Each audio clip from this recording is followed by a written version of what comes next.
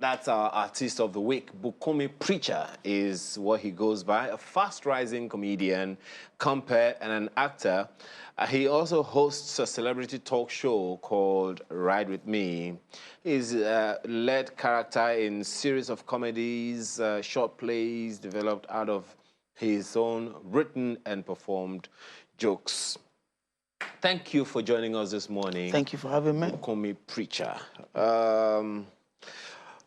First of all, who is Bukunmi Preacher?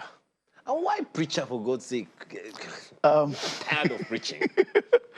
Not the preacher that you know of, not the preacher that I can buy a private jet to.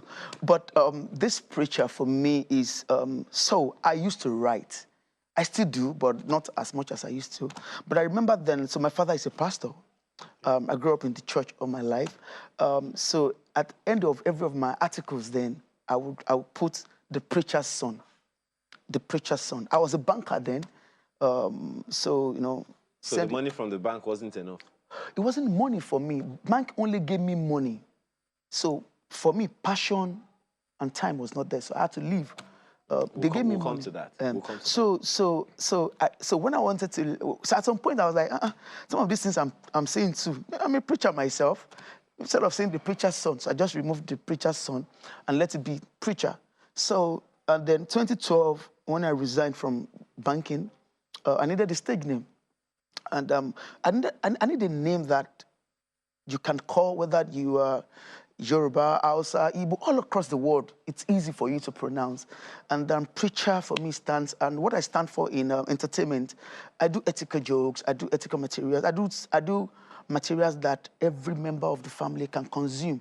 So, and it's more, you know, not religious, but ethical. So preacher sounds like a right. Okay, I'll come back to that as well. But that thing you said about transiting from banking into entertainment, comedy, to be specific, how easy was it? There are many people who, just to think about having to move from one career to another, it's even unthinkable. Let me say this now. I want to, where's my camera? This is my camera. This is my camera, Abi. I want to say thank you to my sister, Shile, who borrowed me money to balance my house rent the year after I resigned. I resigned from Generation Bank, good bank. I was doing well. And the year after, I needed to pay my house rent. I could not afford to. My sister, who I just thanked now, was a copper then. She borrowed me part of the money to complete my rent. So I remember I was in Abuja recently to host a wedding. I travel a lot for weddings. And someone was asking me, they said you left banking to do this. I said, sir, this Abuja that you see me, I flew in and I'm going back on somebody's bill. This hotel that we met, but as a banker, I just see plane. You know, there's an aeroplane. But, you know, it was not easy. It wasn't easy. That's where I'm going. But I discovered that if I didn't fly that time. So I knew that I wanted to live surviving. I want to live. What to eat, what to drink, where to live, just what I was gaining as a banker. I had money, but the concept of purpose is not clear for me, so I had to leave. You see, what you just talked about, you know, this purpose thing, it's, it doesn't bring food on the table. That's the primary thinking. I mean, you understand what I'm talking about. That's the primary thinking. Purpose doesn't bring food on the table. It doesn't. I mean, I just want to do something that makes me happy. Makes me happy doesn't make me satisfied. Let me solve that problem. Anything that you do in life would give you three things. Will give you purpose or passion, money, and time. Anything that doesn't solve two of that, don't do it. It's a waste of life. Few people will get the three. Maybe footballers, entertainers like myself, you know, will get the three. If you love what you do, passion, purpose, it brings you money and it gives you time. If you have time, if your work gives you time and passion and no money, go and use the time to make money for yourself. If it gives you passion and money, no time, if you have time, what will you use it for? Maybe you're already in your passion. If it gives you time and passion, no money, and go and use the time to make extra money. So here you are preaching, right? No, it's just but that's that was what helped me. That was the formula I used. And I had help though. People like Teju Babyface took me under himself. And if you train under the secret of success in entertainment, especially in house of comedy, is mentorship.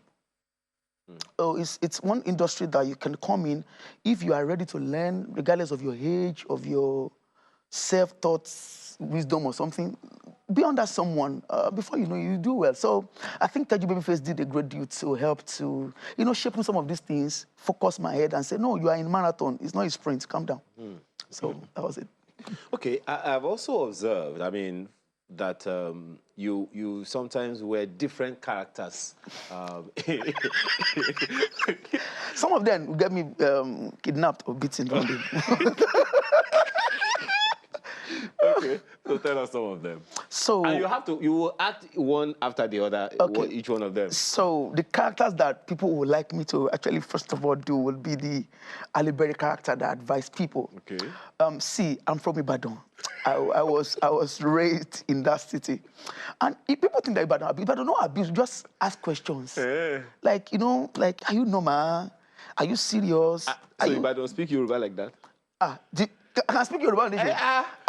Ibadan kì í bú yan ṣe ẹ̀yà wèrè sórí yín ó dàrú ṣé ó rẹ̀ yín ṣe gbádùn ṣé ó mọ̀ nílé. So it's not abuse. It's just I'm trying to clear question. And I remember that. Okay, one of the comparisons that they say that they accuse you Ibadans of saying that you'll just be abusing somebody and comparing the person to something. Sometimes some people need to give them a picture of what to see. They cannot see themselves. Like, you need to. Okay, sorry.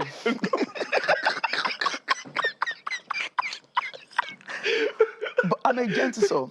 So that's the character Ali Berry. Ali Berry does a lot of advice. So she would something like, you are saying that you want to lose weight, but every day is your cheat day.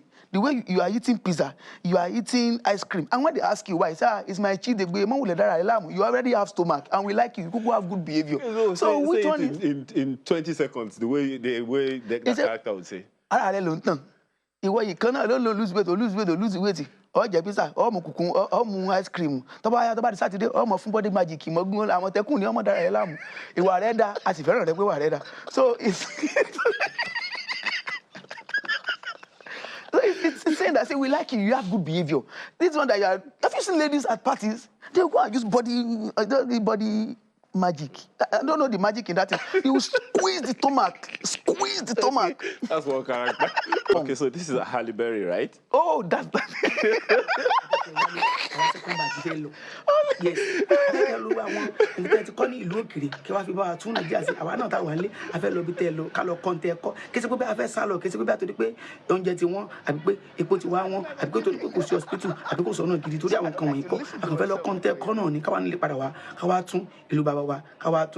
Up Nigeria, progress.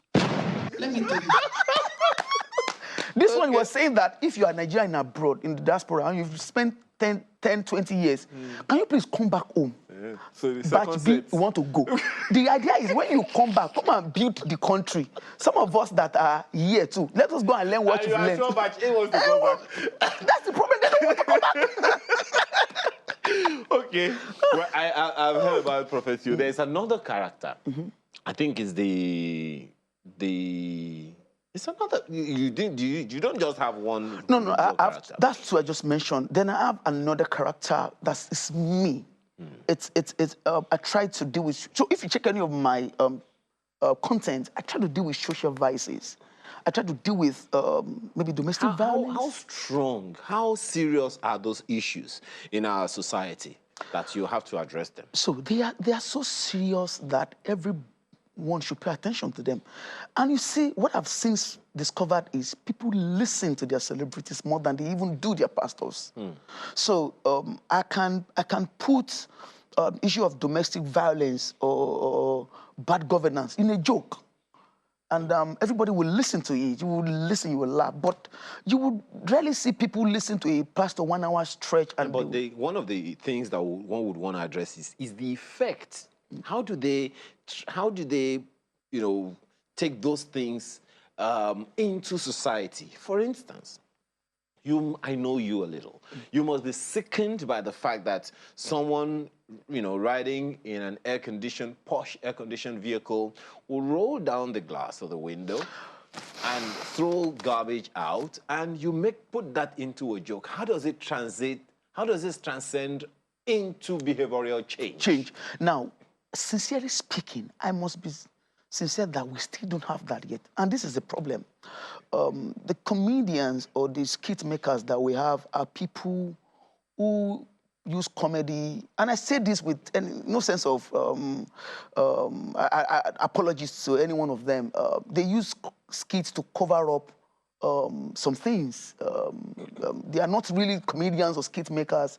They bring their immoralities into what we do. So if you have, and we have plenty of people that are doing moral stuff, trying to change stuff, but there are few of them. What you will get is people trying to objectify women, trying to promote violence, trying to, just also fight. So you are just a whisper in a big bang noise. But perhaps that also speaks to what responsibility entertainers must take up. For instance, music. Musicians use their music, the lyrics of their music, to foster behavioral change as much as possible. A number of people will reference such songs as Joy of the Living in the 90s, We Are the World in the 80s, Heal the World by Michael Jackson, and so many others like that, Storm is Over, stuff like that. How does that happen in comedy? I ask that because I happen to know that the entertainment, the comedy section of the entertainment industry is quite homogeneous, if I can say that. I mean, we seem to have a respect for the, should I say, hierarchy? Yes. In the system. Yes, there's a hierarchy. That perhaps speaks to the fact that there is a need for a sense of responsibility on the part of the comedians to take on a challenge and say, look, we need to have a message for our nation that will help behavioral change. The beautiful part is because it's not a society that you join by filling form association. Anybody can just wake up and say they are comedians.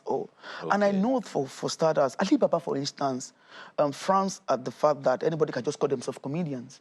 And I remember there was a case of rape like last year, I was glad that comedians took it upon themselves to make a deliberate campaign against that. With these kids, with it, promotions, with it. You have a lot of them on that bill, and we make sure that, on our own bill, to make sure that we speak to these things. But what I'm saying is we need to do more. And you see, if entertainment, if comedy in entertainment was to be a software, we'll probably be loading at 60% or 50%. So we are not even yet to capacity. It's still an industry that is trying to evolve. So while we're trying to build the industry, you are trying to deal with some of these issues there. So I know that they are doing quite a lot of things to make these things happen, but we need to do more. Now, let me take you on this, lastly, before we call it a day today. I know you're a Christian.